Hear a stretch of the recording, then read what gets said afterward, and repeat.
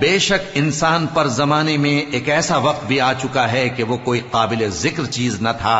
ہم نے انسان کو ملے جلے نطفے سے پیدا کیا تاکہ اسے آزمائیں، تو ہم نے اس کو سنتا دیکھتا بنایا.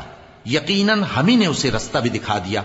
اب خواہ شکر گزار ہو خواہ ناشکر. یہ قرآن وہ رستہ دکھاتا ہے جو سب سے سیدھا ہے، اور مومنوں کو جو نیک عمل کرتے ہیں بشارت دیتا ہے کہ ان کے لیے اجر عظیم ہے.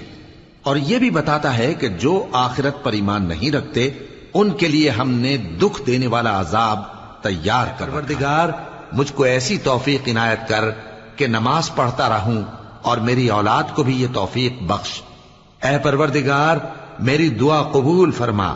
اے پروردگار حساب کتاب کے دن میری اور میرے ماں باپ کی اور مومنوں کی مغفرت کیجیے. اے ایمان والو صبر اور نماز سے مدد لیا کرو، بے شک اللہ صبر کرنے والوں کے ساتھ. اور اللہ ہی کے لیے اچھے اچھے نام ہیں، سو ان ناموں سے اس کو پکارا کرو، اور ایسے لوگوں سے تعلق بھی نہ رکھو جو اس کے ناموں میں کجی اختیار کرتے ہیں.